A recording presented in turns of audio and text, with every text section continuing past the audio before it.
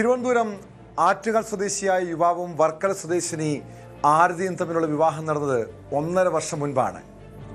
വിവാഹം കഴിഞ്ഞ നാൾ മുതൽ ഇരുവരും തമ്മിൽ എപ്പോഴും വീട്ടിൽ വഴക്കായിരുന്നു. അങ്ങനെ കഴിഞ്ഞ ദിവസം കേട്ടത് ഈ യുവതിയുടെ മരണവാർത്തയാണ്. ഭർത്താവിൻ്റെ വീട്ടിലാണ് യുവതിയെ തൂങ്ങി മരിച്ച നിലയിൽ കണ്ടെത്തിയത്. ഭർത്താവിൻ്റെ പീഡനത്തെ തുടർന്ന് യുവതി ജീവനൊടുക്കിയെന്നാണ് കുടുംബത്തിൻ്റെ ആരോപണം. ഇരുവരും തമ്മിൽ വഴക്ക് പതിവായിരുന്നുവെന്ന് ബന്ധുക്കളും നാട്ടുകാരും പറയുന്നു. ശരീരമാകെ മർദ്ദനമേറ്റ പാടുകളുണ്ട്. ശാരീരിക പീഡനത്തിൻ്റെ തെളിവായി ആരതി അയച്ച ഫോട്ടോകൾ ന്യൂസ് 18 ലഭിച്ചു. വിവരങ്ങളുമായി തിരുവനന്തപുരത്ത് നിന്ന് ഡാൻ കുര്യൻ ചേരുന്നുണ്ട്. ഡാൻ, ഈ നാട്ടുകാരും ബന്ധുക്കളും പറയുന്നതനുസരിച്ച് സ്ഥിരമായി ഇവരുടെ വീട്ടിൽ പ്രശ്നങ്ങളുണ്ടായിരുന്നു. ഈ ആരതിയും ഭർത്താവും തമ്മിൽ വഴക്ക് പതിവായിരുന്നു. ഈ പുറത്തു വന്ന ന്യൂസ് 18 ലഭിച്ച ഫോട്ടോകൾ പരിശോധിച്ചു കഴിഞ്ഞാൽ മനസ്സിലാക്കാൻ കഴിയും ഈ യുവതി ക്രൂരമായ ഭർത്തൃപീഡനം വീട്ടിൽ വെച്ച് അനുഭവിച്ചിട്ടുണ്ട് എന്ന്. ഇതിൻ്റെ മനോവിഷമത്തിലായിരിക്കുമോ ആത്മഹത്യ ചെയ്തത്? ആത്മഹത്യക്കുറിപ്പോ മറ്റോ കണ്ടെത്താൻ കഴിഞ്ഞിട്ടുണ്ടോ? നമുക്ക് പ്രാഥമികമായ ചില വിവരങ്ങൾ മാത്രമാണ് പോലീസിൻ്റെയും ബന്ധുക്കളുടെയും അടുത്ത് നിന്ന്, അതായത് ഈ ആരതിയുടെ ബന്ധുക്കളുടെയും അടുത്ത് നിന്ന് ലഭിക്കുന്നത്. അതനുസരിച്ച് കഴിഞ്ഞ 1.5 വർഷം മുമ്പാണ് ഇവരുടെ വിവാഹം കഴിയുന്നത്. ബാങ്കിലെ ഒരു മാനേജറാണ് എന്ന് പരിചയപ്പെടുത്തിയാണ് ഈ യുവതിയെ വിവാഹം ആലോചിക്കുന്നത് അതുൽ എന്ന യുവാവ്. പക്ഷേ വിവാഹം ഏതാണ്ട് ഉറപ്പിച്ച് വിവാഹത്തോട് തൊട്ടടുത്ത ദിവസങ്ങളിൽ മാത്രമാണ് ഇത് ബാങ്കിലെ ഒരു ലോൺ സെക്ഷനിലെ ജീവനക്കാരൻ മാത്രമാണ് ഇയാൾ എന്ന കാര്യം ബന്ധുക്കൾ അറിയുന്നത്. പക്ഷേ അപ്പോഴത്തേക്കും ഏതാണ്ട് 1 മാസത്തിനുള്ളിൽ തിടുക്കത്തിൽ വിവാഹം നടത്തണമെന്ന ഒരാവശ്യം ഈ യുവാവിൻ അദ്ദേഹത്തിൻ്റെ കുടുംബവും മുമ്പോട്ട് വെച്ചതിനെ തുടർന്ന് അങ്ങനെ പെട്ടെന്ന് തന്നെ വിവാഹം നടത്തി കൊടുക്കുകയായിരുന്നു. അങ്ങനെ 50 പവൻ സ്വർണം ഈ യുവതിയുടെ അച്ഛൻ അവർക്ക് സ്ത്രീധനമായി കൊടുക്കുന്നു. അങ്ങനെ ഈ 50 പവൻ സ്വർണം സ്ത്രീധനമായി കൊടുത്ത് വിവാഹം കഴിഞ്ഞ് തൊട്ട് അടുത്ത സമയങ്ങളിൽ തന്നെ ഈ സാമ്പത്തികമായ ആവശ്യങ്ങൾ വന്നതിനെ തുടർന്ന് ഈ സ്വർണത്തിൽ നിന്നെടുത്ത് വിൽക്കാൻ ശ്രമിച്ചു. അങ്ങനെ ആദ്യം വിൽക്കുന്നു. അപ്പോൾ പിന്നീട് അത് ചോദിച്ചു കഴിയുമ്പോൾ വീണ്ടും മറ്റ് ആവശ്യങ്ങൾ ഉയർന്നു വരുന്നു. അങ്ങനെ ഈ 50 പവൻ സ്വർണത്തിൽ ഏറെക്കുറെ മുഴുവനും ഈ അതുൽ എന്ന യുവതിയുടെ ഭർത്താവും കുടുംബാംഗങ്ങളും അവരുടെ ആവശ്യങ്ങൾക്ക് വേണ്ടി വിനിയോഗിച്ചുവെന്നാണ് ഈ യുവതിയുടെ കുടുംബം ഇപ്പോൾ ഉന്നയിക്കുന്ന ആരോപണം. പക്ഷേ ഇതിലെ ഏറ്റവും പ്രധാനപ്പെട്ട കാര്യം, ഈ 27 വയസ്സുകാരിയായ ആരതിക്ക് ഭർത്താവിൽ നിന്ന് ഇങ്ങനെ തിക്താനുഭവങ്ങൾ ഉണ്ടാകുന്നു എന്ന കാര്യം ആരതിയുടെ അമ്മയെ സമയാസമയങ്ങളിൽ ഈ യുവതി അറിയിച്ചുകൊണ്ടാണ് ഇരുന്നത്. പക്ഷേ ഇത് പുറത്തറിഞ്ഞാൽ ഉണ്ടാകുന്ന നാണക്കേട് മൂലം അമ്മ അത് ആരോടും പറയണ്ട എന്ന് പറഞ്ഞു എന്നാണ് ഇപ്പോൾ ഈ ബന്ധുക്കളടക്കം പോലീസിന് പ്രാഥമികമായി നൽകിയിരിക്കുന്ന മൊഴി. അതിനിടെയാണ് ഇതുമായി ബന്ധപ്പെട്ട ചില ദൃശ്യങ്ങൾ, അതായത് ഈ ശരീരത്തിൽ മുറിവേൽപ്പിച്ച കഴുത്തിന് താഴെയും അതോടൊപ്പം കൈകളിലും കാലുകളിലുമൊക്കെ മുറിവേൽപ്പിച്ച ചിത്രങ്ങൾ കൂടി ഈ യുവതി അമ്മയ്ക്ക് അയച്ചു കൊടുത്തിട്ടുണ്ടായിരുന്നു. ആ ദൃശ്യങ്ങളടക്കമാണ് ഇപ്പോൾ പുറത്തു വന്നിരിക്കുന്നത്. ഇന്ന് മണിക്കൂറുകൾ നീണ്ട ഇൻക്വസ്റ്റ് നടപടികളൊക്കെ പൂർത്തിയാക്കിയാണ് മൃതദേഹം പോസ്റ്റ്മോർട്ടത്തിന് വേണ്ടി മെഡിക്കൽ കോളേജ് ആശുപത്രിയിലേക്ക് മാറ്റിയിരിക്കുന്നത്. പ്രാഥമികമായി നടത്തിയ പരിശോധനയിൽ ശരീരത്തിൽ ചില പാടുകൾ അസ്വാഭാവികമായി കണ്ടെത്തിയിട്ടുണ്ട് എന്നാണ് പോലീസിൻ്റെ ഭാഗത്തു നിന്നൊക്കെ ലഭിക്കുന്ന സൂചന. അതിൽ വിശദമായ പരിശോധനകൾ വേണ്ടിവരും. അതോടൊപ്പം ഇന്നലെ വൈകുന്നേരം 6:30യോടെയാണ് ഈ പരിസരവാസികളൊക്കെ ഇങ്ങനൊരു കാര്യം ഉണ്ടായി എന്ന കാര്യം അറിയുന്നത്. കാരണം അപ്പോൾ അയൽവാസികളുമായി അങ്ങനെ അവർ വളരെ അടുത്തൊരു സൗഹൃദം ഉണ്ടായിരുന്നില്ല. കാണുമ്പോൾ ചിരിച്ചു കാണിക്കുന്നതിനപ്പുറത്തേക്ക് അധികമൊന്നും സംസാരിക്കാറ് പോലും ഇല്ലായിരുന്നു. ഈ യുവതിയുടെ പേര് ആരതി എന്നാണ് എന്ന കാര്യം ഈ സംഭവം ഉണ്ടായതിനു ശേഷമാണ് അറിഞ്ഞത് എന്നാണ് അയൽവാസിയായ ഒരു യുവതി ഇന്ന് നമ്മളോടും പ്രതികരിച്ചത്. അത്തരത്തിലൊരു വ്യക്തിബന്ധം അയൽവാസികളുമായിട്ടൊന്നും ഈ ആരതിക്കോ അവരുടെ ഭർത്താവിനോ ഉണ്ടായിരുന്നില്ല. ഒരു 6-7 മാസമായി ആറ്റുകാലിനടുത്ത് ഒരു വാടക വീട്ടിലാണ് ഇവർ താമസിച്ചുകൊണ്ടിരുന്നത്. ഈ യുവതിയും ഭർത്താവും ഒരു വാടക വീട്ടിൽ താമസിക്കുകയായിരുന്നു. ഈ യുവതി PSC പരിശീലനം നടത്തിക്കൊണ്ടിരിക്കുകയായിരുന്നു എന്ന വിവരമാണ് നമുക്ക് ലഭിക്കുന്നത്. എന്തായാലും ഫോർട്ട് പോലീസ് ഈ സംഭവവുമായി ബന്ധപ്പെട്ട വിശദമായ അന്വേഷണം ആരംഭിച്ചിട്ടുണ്ട്. ആരതിയുടെ കുടുംബത്തിൻ്റെ ഭാഗത്തു നിന്ന് ഇപ്പോൾ വന്നിരിക്കുന്ന ഈ ആരോപണങ്ങളും അതുമായി ബന്ധപ്പെട്ട് അവർ പോലീസിനും നമുക്കുമൊക്കെ കൈമാറിയിരിക്കുന്ന ഈ ദൃശ്യങ്ങൾ മാത്രമാണ് ഇപ്പോൾ ഇതുമായി ബന്ധപ്പെട്ട് ലഭിക്കുന്ന ഒരു വിശദീകരണം. അതിനപ്പുറത്തേക്ക് ഈ യുവതിയുടെ ഭർത്താവ് ഏത് തരത്തിലുള്ള എന്തായാലും ഈ ആരതിയുടെ കുടുംബം എന്താണ് പറയുന്നത് കൂടി അറിയണം. കാരണം വലിയൊരു ചതി നേരിട്ടൊരു കുടുംബമാണ്. 50 പവനോളം സ്വർണം സ്ത്രീധനമായി നൽകി. ഈ ഭർത്താവ് ഈ യുവാവ് ബാങ്കിലെ ജീവനക്കാരനാണെന്ന് വ്യാജേന തെറ്റിദ്ധരിപ്പിച്ചായിരുന്നു ഈ വിവാഹം നടത്തിയത്. അങ്ങനെ വലിയ പ്രതീക്ഷയോടെ മകളെ വിവാഹം കഴിപ്പിച്ചയച്ച കുടുംബത്തിന് പിന്നീട് കേൾക്കേണ്ടി വന്നത് ദുരന്ത വാർത്തകളാണ്. കാരണം മകൾ ഭർത്തൃവീട്ടിൽ ക്രൂരമായ പീഡനങ്ങൾ ഏറ്റുവാങ്ങിയെന്ന് അറിഞ്ഞപ്പോഴും അവളെ ഒരുപക്ഷെ ആശ്വസിപ്പിക്കാൻ പോലും കഴിയാത്തൊരു സാഹചര്യത്തിലേക്ക് കുടുംബം പോയി കാണാം. കാരണം ഇത് പുറത്തറിഞ്ഞു കഴിഞ്ഞാൽ നാണക്കേടാണ്. ഇങ്ങനൊരു വിവാഹ തട്ടിപ്പ് അവിടെ നടന്നിട്ടുണ്ട്. പക്ഷേ ആ കുടുംബം ആ മകളെ ഒന്ന് ചേർത്ത് പിടിച്ചിരുന്നെങ്കിൽ ഈ വലിയൊരു ദുരന്തം ഒഴിവാകാമായിരുന്നു. എന്തായാലും ഇവിടെ ഈ ഭർത്താവിനെ മാത്രമാണോ, അയാൾക്കെതിരെ മാത്രമാണോ പോലീസ് കേസെടുത്തിരിക്കുന്നത് അറിയണം. ഇയാളുടെ കുടുംബവും ഇതിൽ കുറ്റക്കാരാണ്, യുവതിയുടെ മരണത്തിന് ഉത്തരവാദികളാണ്. എന്തായാലും ആ കുടുംബത്തിൻ്റെ പ്രതികരണത്തിലേക്ക്. കുട്ടിയുടെ അച്ഛൻ്റെ ജ്യേഷ്ഠനാണ്. ഇങ്ങനൊരു ബുദ്ധിമുട്ട് നേരിട്ട് എപ്പോഴെങ്കിലും പറഞ്ഞിട്ടുണ്ടോ നിങ്ങളോട്? ഞങ്ങളുടെ അടുത്തും ഒരു കാര്യവും പറയാറില്ല. എന്ത് കാര്യമുണ്ടെങ്കിലും പറയുന്നത് അമ്മയുടെ അടുത്താണ്. അമ്മയുടെ അടുത്ത് പറയുമ്പോഴും പകുതി കാര്യങ്ങളെ പറയുള്ളൂ. കല്യാണം കഴിഞ്ഞ് 1.5 വർഷമായി. ഈ 1.5 വർഷത്തിനിടയിൽ 3 മാസം കഴിയുമ്പോൾ തൊട്ട് ഈ സ്വർണത്തിൻ്റെ അടുത്ത് പണയം വെപ്പും ആർപ്പാട് ജീവിതമായിട്ട് നടക്കുകയാണ്. ഇവൻ്റെ അച്ഛനും അമ്മയും ഡ്രൈവിംഗ് സ്കൂൾ നടത്തുകയാണ്. ഇവർ 2 ആൺപിള്ളേരാണ്. ഇളവനെ പഠിപ്പിക്കുന്നതിൻ്റെ ഉത്തരവാദിത്വം എല്ലാം ഇവൻ എഞ്ചിനീയറിങ്ങിന് പഠിക്കുന്ന ഒരു അനിയനുണ്ടായിരുന്നു കല്യാണം കഴിക്കുന്ന സമയത്ത്. അവൻ്റെ ചിലവ് നോക്കുന്നവനാണ്.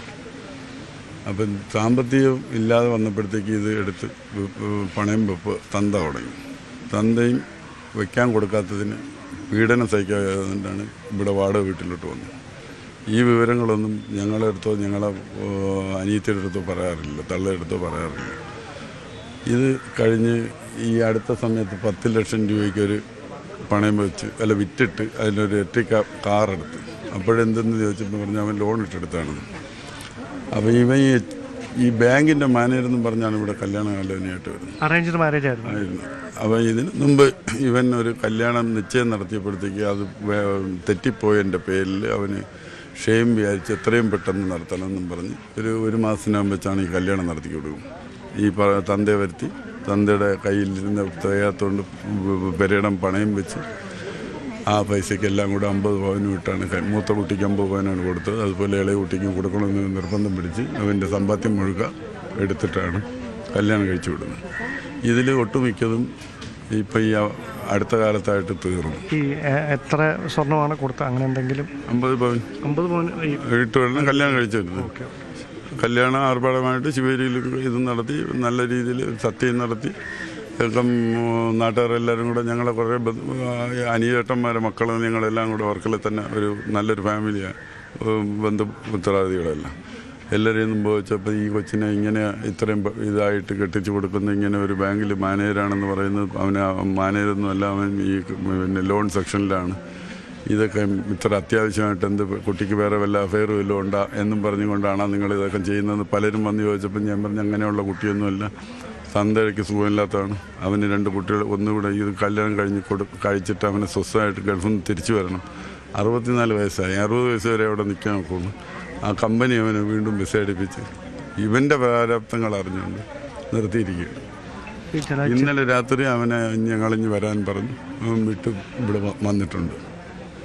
ചില ഫോട്ടോസൊക്കെ പുറത്ത് അമ്മയ്ക്ക് അയച്ചു കൊടുക്കുമായിരുന്നു. ഈ അടിക്കുന്ന ഫോട്ടോ പാടുകൾ നമ്മളെയൊന്നും കാണിക്കില്ല. കാര്യം ആ ഭാഗത്തൊക്കെ എഴുതിയിരിക്കും ഈ അടയാളങ്ങൾ വരുന്നു. ഇവൻ കാണാത്ത ഭാഗത്ത് മുഖത്തൊക്കെ കാണെങ്കിലല്ലേ ഞങ്ങളെല്ലാം ശ്രദ്ധിക്കുമല്ലോ. മദ്യപാനം ഉണ്ടായിരുന്നു ഇതിനകത്ത്, അതിന് എതിർക്കുമായിരുന്നു. അതിലും പിന്നെ പ്രശ്നങ്ങളാണ്, അടിയാണ്. അപ്പം ചുരുക്കത്തിൽ എന്തെന്ന് പറഞ്ഞാൽ ഇവളെ ഏതെങ്കിലും രീതിയിൽ കുഴച്ചാലും ആരും ചോദിക്കാനും പറയാനും ഇല്ല എന്നുള്ളൊരു തോന്നലും കാര്യം എന്ന് പറഞ്ഞാൽ ഈ അമ്മയും ബാക്കിയുള്ളവരും എല്ലാവരും ഇത് ഒളിച്ചിരിക്കുന്ന കാര്യം എന്ന് പറഞ്ഞാൽ പബ്ലിക്കിനെ അറിയിക്കുന്ന മോശമല്ലേ എന്നും പറഞ്ഞുകൊണ്ടുള്ളൊരു കുറച്ച് ഇത് വരുന്നുണ്ട്. അതുകൊണ്ടാണ് കൂടുതലത്. ഇല്ലെങ്കിൽ ഇതിന് എന്തെങ്കിലും ഒരു പ്രശ്നം ഉണ്ടായെന്ന് പറഞ്ഞാൽ വീട്ടുകാരുടെ അടുത്ത് പറയാൻ പറ്റൂല്ലെങ്കിൽ നമ്മൾ അടുത്ത് താമസിക്കുന്നവരടുത്തെങ്കിലും പറയണ്ടേ. ഒരു 3 ദിവസം മുന്നേ ഒരു ഉച്ചയ്ക്ക് ഇവരെങ്ങോട്ടോ പാസ് ചെയ്ത് പോയപ്പോൾ കണ്ടു, അത്രേ ഉള്ളൂ. സാധാരണ കാണുമ്പോൾ സംസാരിക്കാറുണ്ടായിരുന്നു, ചിരിക്കും, അത്രേ ഉള്ളൂ.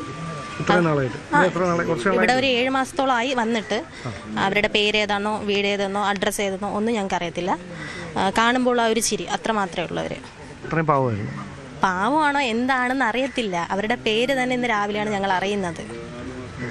ഇവിടെ എന്തെങ്കിലും മറ്റെന്തെങ്കിലും പ്രശ്നമുള്ളതായിട്ട് അങ്ങനെ ഇല്ല, അങ്ങനെയൊന്നും ഞങ്ങളുടെ കേട്ടിട്ടില്ല. ഇവിടെ പ്രശ്നമുണ്ടോ എന്നൊന്നും ഞങ്ങൾക്കറിയില്ല. ഞങ്ങൾ ഇതുവഴിയാണ് പാസ് ചെയ്ത് പോകുന്നത്. ഡെയിലി ജോലിക്ക് പോകുന്നതായിരുന്നു, തിരിച്ചു വരുന്നതൊക്കെ ഈ വഴിയിട്ടാണ്. അയൽവാസികളുമായിട്ട് അങ്ങനെ ഒരു സൗഹൃദം ഉണ്ടായിരുന്നു? ഇല്ല, അതാ പറഞ്ഞ പുള്ളിക്കാരിയുടെ പേരോ അഡ്രസ്സോ ഒന്നും അറിയത്തില്ല. അതെല്ലാം ഇന്നലെ രാത്രിയാണ് ഇവരുടെ വീട് വർക്കല ആണെന്ന് അറിയുന്നത്. ഇന്നലെ രാത്രിയാണ്. ഇന്ന് രാവിലെയാണ് ആ കുട്ടിയുടെ പേരറിയുന്നത്. ഈ ഹസ്ബൻഡും അങ്ങനെ തന്നെയായിരുന്നു? ഹസ്ബൻഡും വൈഫും ഒരുമിച്ചിട്ടാണ് പോകുന്നത്. ഒറ്റയ്ക്ക് പോകുന്നത് ഞാൻ കണ്ടിട്ടില്ല. രണ്ടുപേരും ഒരുമിച്ചിട്ടാണ് പോകുന്നത്. അപ്പം ചിരിക്കുക, അത്രേ ഉള്ളൂ. ആരുടെ അടുത്തും അങ്ങനെ ഒരു സൗഹൃദം? എല്ലാവരുടെ അടുത്തും അങ്ങനെയാണ്. ഇവിടെ ആർക്കും അറിയത്തില്ല, പുള്ളിക്കാരിയുടെ പേര് പോലും അറിയത്തില്ല. ഇവർക്ക് എന്താ ജോലി എന്ന് അറിയത്തില്ല, എവിടെയാണ് വർക്ക് ചെയ്യുന്നതെന്ന് അറിയത്തില്ല, പുള്ളി പഠിക്കുന്നതാണോ ഒന്നും അറിയത്തില്ല. ഡാൻ കുര്യൻ ചേരുന്നുണ്ട് വിവരങ്ങളുമായി വീണ്ടും. ഡാൻ, ഈ ബന്ധുക്കൾ ആരതിയുടെ ബന്ധുക്കൾ പറയുന്നതനുസരിച്ച് വലിയ പീഡനങ്ങൾ ഭർത്തൃ വീട്ടിൽ അനുഭവിച്ചിട്ടുണ്ട്. അമ്മയോടതെല്ലാം തുറന്നു പറയുമായിരുന്നു. ഇവിടെ ഈ ഭർത്താവിൻ്റെ ഭാഗത്തുനിന്ന് മാത്രമാണോ ഈ രീതിയിലുള്ളൊരു പീഡനം യുവതി കേൾക്കേണ്ടി വന്നത്? അത് ഭർത്തൃ വീട്ടുകാരും ഇതിൽ പ്രതികളാണോ?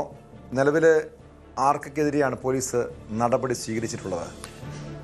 ഈ സംഭവം ഉണ്ടായിട്ടേ ഉള്ളൂ, അല്ലെങ്കിൽ ഇൻക്വസ്റ്റ് നടപടികൾ മാത്രമേ പൂർത്തിയായിട്ടുള്ളൂ. ഇപ്പോൾ ചോദിച്ച ചോദ്യങ്ങൾക്കുള്ള ഉത്തരം വിശദമായ അന്വേഷണത്തിലൂടെ മാത്രമേ പോലീസിനെ കണ്ടെത്താൻ കഴിയുകയുള്ളൂ. അത് നമുക്ക് കൃത്യമായി അത്തരം വിവരങ്ങൾ ഇപ്പോൾ സ്ഥിരീകരിച്ച് പങ്കുവെക്കാൻ കഴിയില്ല. കാരണം ഈ യുവാവിനെയും ഇയാളുടെ കുടുംബാംഗങ്ങളെയുമൊക്കെ വിശദമായി ചോദ്യം ചെയ്താൽ മാത്രമേ കുടുംബാംഗങ്ങളുടെ ഭാഗത്ത് നിന്ന് അത്തരത്തിലുള്ള പെരുമാറ്റം ഏതെങ്കിലും സാഹചര്യങ്ങളിൽ ഈ യുവതിയോട് ഉണ്ടായിട്ടുണ്ടോ, ആരതിയോട് ഉണ്ടായിട്ടുണ്ടോ എന്ന കാര്യത്തിലൊരു വ്യക്തത കൈവരികയുള്ളൂ. എന്തായാലും ഈ 1.5 വർഷത്തിനിടയിൽ ഈ ഭർത്താവായ അതുലിൻ്റെ ഭാഗത്ത് നിന്ന് ആരതിക്ക് വലിയ ശാരീരിക മർദ്ദനങ്ങൾ ഏൽക്കുന്ന സാഹചര്യം ഉണ്ടായിട്ടുണ്ട് എന്ന കാര്യം ഈ ചിത്രങ്ങൾ സഹിതം ഈ ആരതിയുടെ അമ്മയ്ക്ക് അയച്ചു കൊടുത്തിരുന്നുവെന്ന് ആരതിയുടെ ബന്ധുക്കൾ തന്നെ, അച്ഛൻ്റെ സഹോദരനടക്കമാണ് നമ്മളോട് സംസാരിച്ചത്. അവർ ആ കാര്യം ഉറപ്പിക്കുന്നുണ്ട്. പക്ഷേ കുടുംബാംഗങ്ങളും അതിൽ പങ്കാളികളായിരുന്നോ, അല്ലെങ്കിൽ കുടുംബാംഗങ്ങൾക്കും സമാനമായ തരത്തിൽ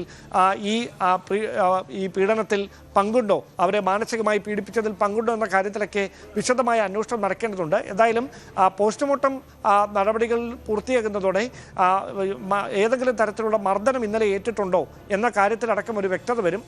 ശരീരത്തിൽ കണ്ട ചില പാടുകൾ, ഇൻക്വസ്റ്റ് നടപടികൾ പൂർത്തിയാക്കുന്നതിനിടെ ആരതിയുടെ ശരീരത്തിൽ കണ്ട ചില പാടുകൾ അസ്വാഭാവികത ഉണ്ടാക്കുന്നതാണ് എന്നാണ് പോലീസ് നൽകുന്ന സൂചന. അതുകൊണ്ട് തന്നെ ഇന്നലെയും സമാനമായ തരത്തിൽ മർദ്ദനം ഏറ്റിട്ടുണ്ടോ എന്ന കാര്യം അവർ വിശദമായി പരിശോധിക്കുന്നുണ്ട്.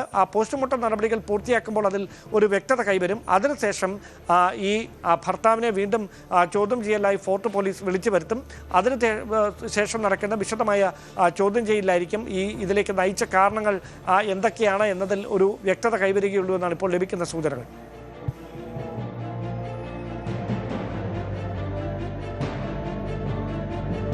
യെസ്, വ്യക്തമാണ്. എന്തായാലും ഡാൻ സൂചിപ്പിച്ചതുപോലെ വിശദമായ അന്വേഷണത്തിലേക്ക് പോലീസ് നീങ്ങുകയാണ്. ഈ യുവതി ഏതൊക്കെ രീതിയിലാണ് ചൂഷണത്തിന് ഇരയായിട്ടുള്ളത്, ഭർത്താവിന് മാത്രമാണ് ഇതിൽ പങ്കുള്ളത്, അതോ ഭർത്തൃ വീട്ടുകാർക്കും പങ്കുണ്ടോ?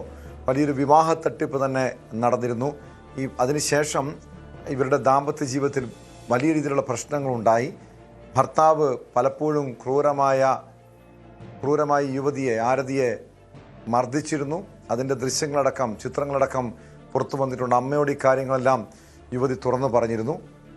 പക്ഷേ ഇത് നാണക്കേട് കാരണം പുറത്തു പറയാൻ കഴിയാത്തൊരു സാഹചര്യമുണ്ടായി.